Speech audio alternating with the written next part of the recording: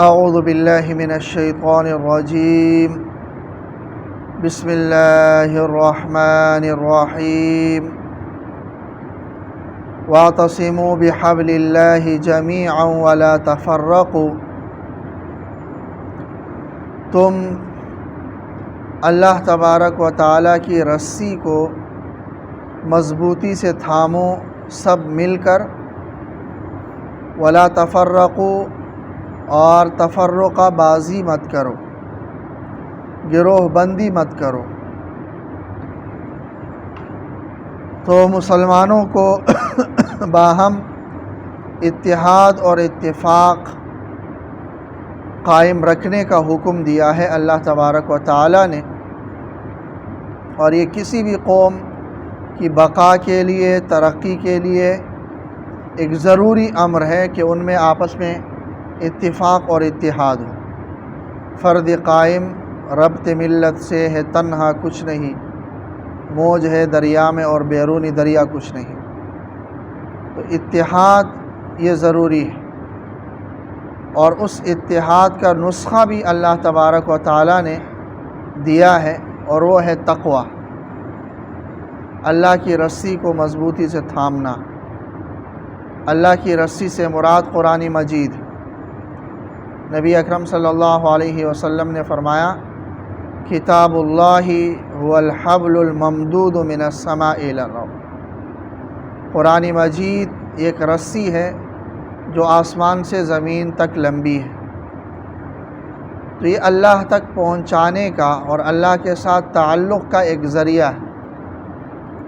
تو سارے مل کر اس رسی کو تھامیں گے تو گریں گے نہیں، اور اللہ سے تعلق برقرار رہے گا، اور یہی ایک ذریعہ ہے مسلمانوں کے درمیان اتفاق اور اتحاد کا۔ اور اس کے علاوہ اتفاق اور اتحاد ہونا ممکن نہیں ہے۔ اس بنیاد پر بھی نہیں ہو سکتا کہ جغرافیائی اعتبار سے ایک قوم قرار دیا جائے، اس اعتبار سے بھی نہیں ہو سکتا کہ قوم اور نسب کے اعتبار سے قومیت کا تعین کیا جائے، رنگ و نسل کے اعتبار سے تعین کیا جائے کہ گورے الگ ہوں اور کالے الگ ہوں۔ یہ ہو ہی نہیں سکتا اتفاق کے لیے، کیونکہ یہ سب غیر اختیاری چیزیں ہیں، اور کوئی گورا ہے اپنے اختیار سے نہیں ہے، وہ کالا نہیں بن سکتا۔ کالا ہے تو اپنے اختیار سے نہیں ہے، وہ گورا نہیں بن سکتا۔ پاکستان میں اگر کوئی پیدا ہوا ہے تو یہ اپنے اختیار سے نہیں ہوا۔ سعودی عرب میں اگر کوئی پیدا ہوا ہے تو اپنے اختیار سے نہیں ہوا۔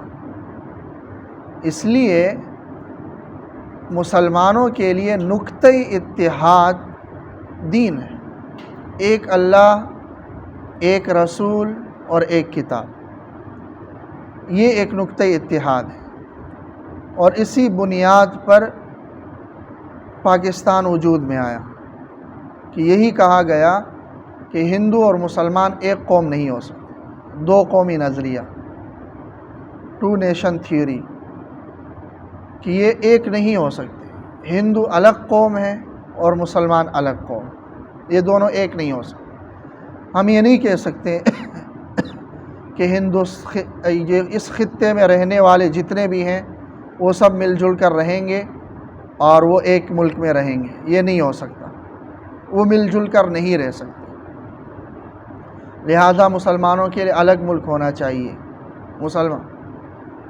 شرعی نقطۂ نگاہ سے بھی یہی ہے کہ اسلام ایک نقطۂ اتحاد ہونا چاہیے، کیونکہ دوسری جتنی بھی اکائیاں ہیں وہ غیر اختیاری ہیں، وہ نقطۂ اتحاد بن ہی نہیں سکتی۔ تو مسلمان دنیا کے جس کونے میں بھی ہے وہ ایک قوم ہے، انما المؤمنون اخوہ، سارے مومن وہ بھائی بھائی ہیں، چاہے وہ حبشہ کا غلام بلال ہو یا بنو ہاشم کا علی بن ابی طالب ہو، یہ دونوں بھائی ہیں۔ مکے کا ابو بکر صدیق ہو یا مدینہ منورہ کا سعد بن معاذ ہو، دونوں بھائی۔ فارس کا سلمان فارسی ہو یا روم کا صہیب رومی ہو، دونوں بھائی ہیں۔ پاکستان کا کوئی ہو یا ہندوستان کا کوئی مسلمان ہو، دونوں بھائی، یہ نقطۂ اتحاد. اور اسی نقطۂ اتحاد کو چھوڑنے کی وجہ سے مسلمان مغلوب ہیں، فرقوں میں بٹے ہوئے ہیں، مختلف خطوں میں تقسیم ہو چکے ہیں.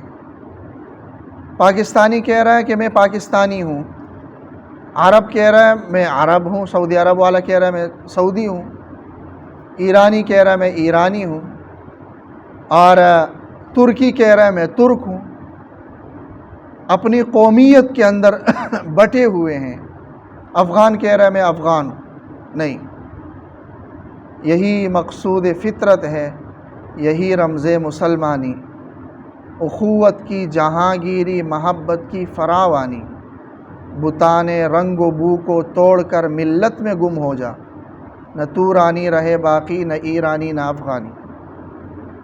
تو یہ تفریق مسلمانوں میں یہ سازش ہے، یہ مفادات کی بنیاد پر ہوئی ہے کہ ہر ایک کو کرسی چاہیے تو اپنی مفادات کی بنیاد پر انہوں نے تقسیم کر لیا. وگرنہ جب مسلمانوں کو عروج حاصل تھا، ایک خلیفہ، ایک اللہ، ایک رسول، ایک کتاب، ایک حکمران، مغرب سے لے کر مشرق سے لے کر مغرب تک اور شمال سے لے کر جنوب تک.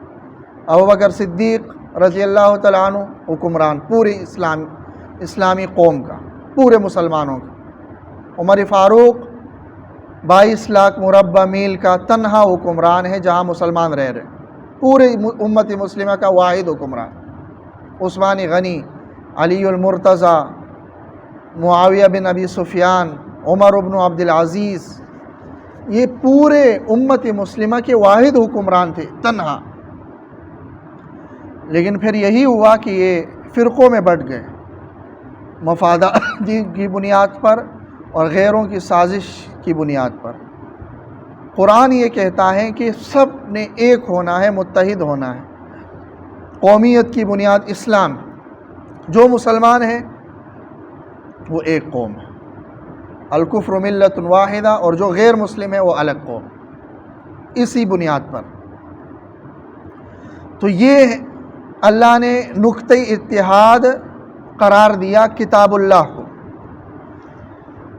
تو اسی کتاب اللہ کو مضبوطی سے تھاما جائے.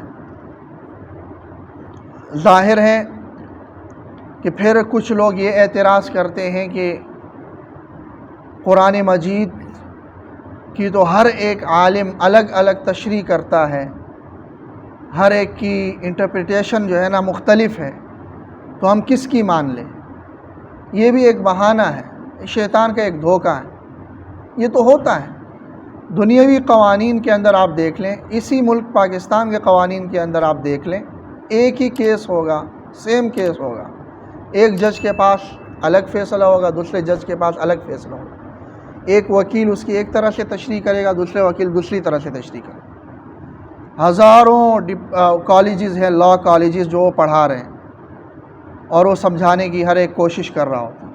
تو اللہ تبارک و تعالیٰ کا یہ قانون ہے، تو اس میں بھی اختلاف ہو سکتا ہے تشریح کے اعتبار سے، اور وہ جب تک شرعی حدود کے اندر ہو نہ وہ فرقہ پرستی کا سبب بنتا ہے اور نہ ہی وہ ممنوع ہے، بلکہ وہ رحمت ہے. ایسا اختلاف، آراء کا اختلاف، نبی اکرم صلی اللہ علیہ وسلم کے دور میں ہی ایسے اختلافات ہوئے جب کہ آپ صلی اللہ علیہ وسلم موجود تھے. غزوہ احزاب ختم ہوا تو نبی اکرم صلی اللہ علیہ وسلم کو حکم ہوا کہ فوراً بنو قریظہ میں پہنچنا ہے. آپ نے صحابہ کو حکم دیا کہ کوئی ہتھیار نہ اتارے، اور لا یصلین احدکم العصر الا فی بنی قریظہ، عصر کی نماز بنو قریظہ میں جا کے پڑھنی ہے. صحابہ کرام نے وہی اپنے گھوڑوں کو لگام ڈالی اور بنو قریظہ کی طرف چلے. رستے میں عصر کا وقت آیا تو صحابہ نے کہا کہ آپ صلی اللہ علیہ وسلم نے فرمایا ہے کہ عصر ہم نے بنو قریظہ میں ہی پڑھنی ہے، لہذا ہم نے وہاں پہنچ کر ہی پڑھنی ہے. انہوں نے عصر راستے میں نہیں پڑھی. دوسروں نے کہا کہ آپ صلی اللہ علیہ وسلم کا مقصود یہ تھا کہ عصر تک وہاں پہنچنے کی کوشش کرو. اب جب عصر کا وقت نکل رہا ہے تو ہمیں عصر پڑھنی چاہیے. انہوں نے عصر پڑھ لی. آپ صلی اللہ علیہ وسلم کا حکم ہے، آپ کا حکم اللہ کا حکم ہے کہ عصر بنو قریظہ میں پڑھنی ہے. صحابہ کی ایک گروہ اس کی تشریح یہ کرتی ہے کہ بنو قریظہ میں جا کر ہی پڑھنی ہے، راستے میں نہیں پڑھنی۔ دوسرا گروہ یہ تشریح کر رہا ہے کہ نہیں، راستے میں پڑھ سکتے ہیں، اور وہ راستے میں پڑھ لیتا ہے۔ اور آپ صلی اللہ علیہ وسلم کے سامنے جب یہ واقعہ ذکر ہوتا ہے تو آپ صلی اللہ علیہ وسلم کہتے ہیں دونوں نے ٹھیک کیا۔ ایک نے نبی اکرم صلی اللہ علیہ وسلم کی جو زبان مبارک سے جو حکم نکلا تھا اسی پر عمل کرنے کی نیت کی، اس نے بھی ثواب پا لیا۔ دوسرے نے نبی اکرم صلی اللہ علیہ وسلم کے حکم کو سمجھنے کی، تفقہ حاصل کرنے کی کوشش کی، اور وہ بھی ٹھیک کیا، اور اس میں بھی اس کو ثواب۔ تو یہ جو 4 مسالک بنے ہیں، ان 4 مسالک کے بانیین نے کہیں بھی امت کو یہ نہیں کہا کہ بھئی ہم یہ مسلک بنا رہے ہیں لہذا ہماری اتباع کرو، نہیں۔ انہوں نے اپنی زندگیاں قرآن و حدیث میں غور و فکر کے لیے وقف کر دی۔ شاگرد ان کے پاس آ گئے اور انہوں نے قرآن و حدیث کا درس دیا، مسائل میں غور کیا، نئے نئے مسائل کا وہاں سے استنباط کیا۔ شاگردوں نے لکھا اور وہ لکھا ہوا امت تک پہنچا۔ ایک نے پڑھا کہ رہے بہت اچھی تحقیق ہے، دوسرے نے پڑھا بہت اچھی تحقیق ہے، میں تو اس پر عمل کروں گا، تیسرے نے پڑھا۔ تو اس طرح ان کے لوگ فالوورز بڑھتے گئے، تو یہ تکوینی طور پر ان کے فالوورز بن گئے۔ انہوں نے تو یہ دعویٰ نہیں کیا کہ ہمارے ان کے علاوہ بھی کئی علماء کی آراء تھیں، لیکن وہ نوٹ ہو کر امت تک نہیں پہنچی، اور ان کی کتابیں شاگردوں نے نوٹ کی اور امت تک پہنچی، اور امت نے پڑھی تو کہا کہ بھئی ہاں یہ ٹھیک ہے، ان کی یہ تشریح ٹھیک ہے، اور مجھے پسند آ گئی ان کی یہ تحقیق اور ریسرچ۔ تو اسی بنیاد پر ان کے فالوورز ہو گئے۔ تو آج تک کسی حنفی نے کسی شافعی کو کافر کہا ہے، یا یہ کہا ہے کہ میں شافعی المسلک کے پیچھے نماز نہیں پڑھتا؟ کسی نے کہا ہے؟ یا کسی شافعی نے کہا ہے کہ حنفی کافر ہوتے ہیں، ہماری نماز اس کے پیچھے نہیں ہوتی ہے، یا حنبلی کافر ہے، ہماری نماز ان کے پیچھے نہیں؟ کیوں؟ اس لیے کہ وہ جو آراء کا اختلاف تھا وہ قرآن و سنت کی روشنی میں تھا، اپنی خواہشات کی بنیاد پر نہیں تھا۔ کسی کی دل میں بات آ گئی کہ یہ دین کا حصہ ہونا چاہیے اور اس کے لیے دلائل طرح نہیں، انہوں نے ان کا مقصد یہ تھا کہ قرآن و سنت میں جو مسائل ہیں وہ ان مسائل پر ہم عمل کر لیں، اور ان مسائل کو انہوں نے لکھا اور امت نے اس کو تسلیم کر لی۔ تو اس بنیاد پہ تو کوئی امت تقسیم نہیں ہوئی، اور نہ ہی کسی نے ایک دوسرے کو کافر کہا۔ تو جب تک یہ قرآن جو اللہ کی رسی ہے اس کے ساتھ انسان چمٹا رہے گا اور اسی سے اپنے مسائل کا حل تلاش کرے گا، تو یا تو آج کل کی اگر اس زمانے کے اعتبار سے دیکھا جائے تو یا تو وہ حنفی ہوگا، امام ابو حنیفہ ہوگا، الگ تشریح اس کی ہوگی، اور امام شافعی کی الگ تشریح ہوگی، لیکن دونوں ایک دوسرے کا احترام کر رہے ہوں گے، اور دونوں ایک دوسرے کو گمراہ تک بھی نہیں کہہ رہے ہوں گے، بلکہ دونوں ایک دوسرے کو کہہ رہے ہوں گے کہ دین حق پر ہے، دونوں ایک دوسرے کو دین حق پر سمجھ رہے ہوں گے۔ تو یہ ایک فطری ہے کہ آراء کا اختلاف ہوتا ہے، اور اس سے شریعت نے منع بھی نہیں کیا۔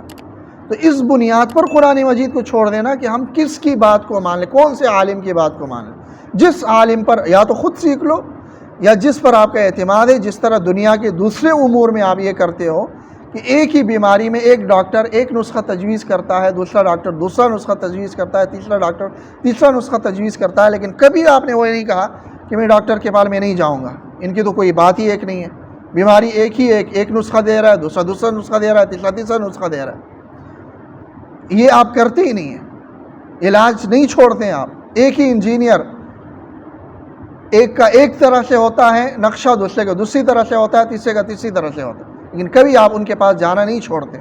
لیکن ایک دین ہے کہ وہاں پر آپ یہ بہانہ کر لیتے ہیں کہ بھائی کس مولوی کی ہم بات مان لیں، یا تو خود سیکھ لو، اگر سیکھتے نہیں ہو جس طرح دنیا کا دوسرے اصول میں آپ ماہرین کے پاس جاتے ہو، کسی ماہر اللہ والے عالم کے پاس جاؤ اور اس سے دین سیکھ لو اور اس پر عمل کرو۔ اللہ تعالیٰ عمل کی توفیق نصیب۔